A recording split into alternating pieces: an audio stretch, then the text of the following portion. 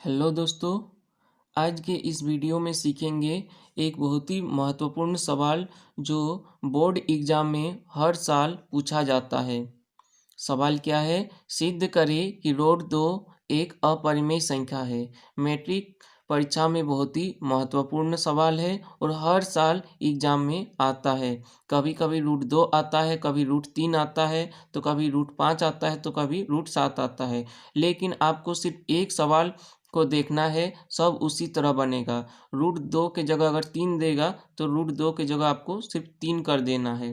तो चलिए वीडियो को शुरू करते हैं। इससे पहले अगर आपने मेरे चैनल को सब्सक्राइब नहीं किया है तो सब्सक्राइब कर दीजिए। सवाल क्या है? सिद्ध करें कि रूट 2 एक अपरिमेय संख्या है। अपरिमेय, तो आपको पहले क्या करना होगा? मान लेना पड़ेगा कि माना कि रूट 2 एक परिमेय संख्या है। यहाँ अपरिमेय दिया हुआ है तो आपको मान लेना है कि रूट 2 एक परिमेय संख्या है। यहाँ पर लिख लेना होगा, माना कि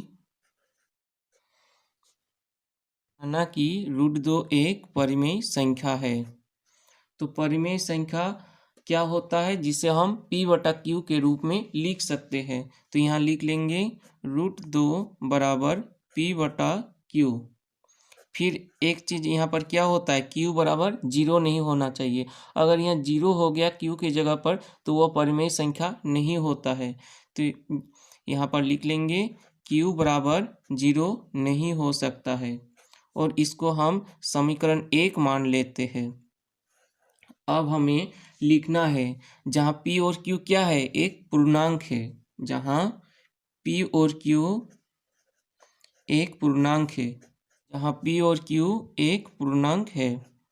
अब हमें क्या करना है, समीकरण 1 जो माने हैं इसको दोनों तरफ वर्ग कर देंगे। वर्ग मतलब स्क्वायर कर देंगे। तो यहाँ पर लिख लेंगे समीकरण 1 को दोनों तरफ वर्ग करने पर,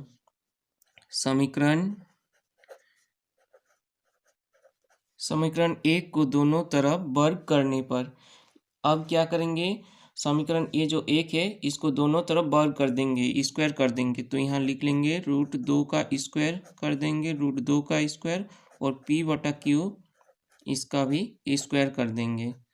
अब रूट 2 का स्क्वायर करेंगे तो आपको पता है रूट 2 को स्क्वायर करेंगे यानी कि रूट 2 को 2 बार हम लिखेंगे। तो आप इस प्रकार से भी लिख सकते हैं, रूट 2 गुना 2। तो इसमें एक नियम होता है। क्या नियम होता है कि रूट के अंदर कोई भी दो संख्या अगर समान रहता है तो एक संख्या बाहर आता है और रूट हट जाता है। तो यहाँ रूट 2 का स्क्वायर करेंगे तो 2 हुआ। अब p और q है तो p स्क्वायर बटा क्यू स्क्वायर। अब क्या करेंगे, ये जो 2 है और ये p स्क्वायर बटा क्यू है, तो ये बटा में है, भाग में है। क्यू स्क्वायर को हम इधर ले चल जाएंगे तो क्या होगा, गुना में हो जाएगा। एक गो क्यू को इधर ले आएंगे तो 2q। अब p स्क्वायर, एक गो क्यू को हम इधर लाए तो यहाँ एक गो क्यू बच गया। अब हमें एक लिखना है, क्या लिखना है, चूँकि p स्क्वायर और q में एक को छोड़कर कोई उभयनिष्ठ गुणनखंड नहीं है। क्या लिखेंगे, p स्क्वायर और q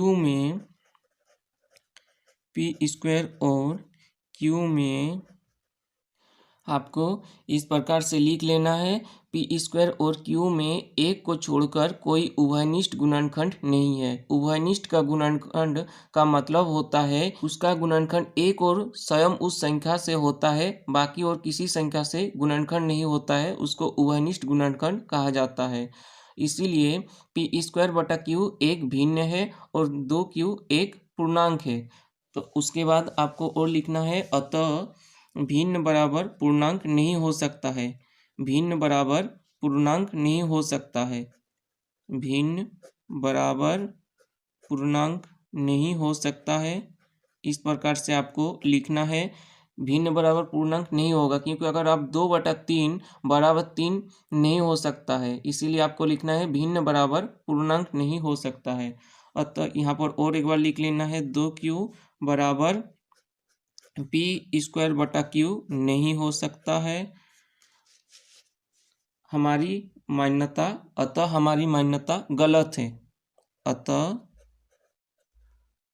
हमारी मान्यता गलत है। हम जो माने हैं कि √2 एक परिमेय संख्या है, ये लिखना है।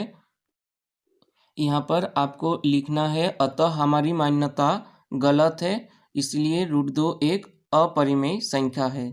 इस प्रकार से आप बना सकते हैं। आपको कॉपी में उतार लेना है और इस प्रकार से आपको एग्जाम में लिखना है, जिसमें आपको फुल मार्क्स मिलेगा।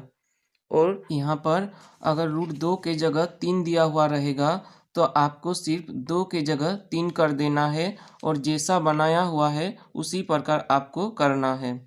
और ये सवाल बहुत ही महत्वपूर्ण है, हर बार बोर्ड एग्जाम में आता है, इसीलिए आपको इसको अच्छा से देख लेना है और एग्जाम में इस प्रकार से लिखना है। तो वीडियो कैसा लगा कमेंट कर ज़रूर बताइए। वीडियो अच्छा लगा है लाइक कीजिए, शेयर कीजिए, सब्सक्राइब कीजिए। जय हिंद।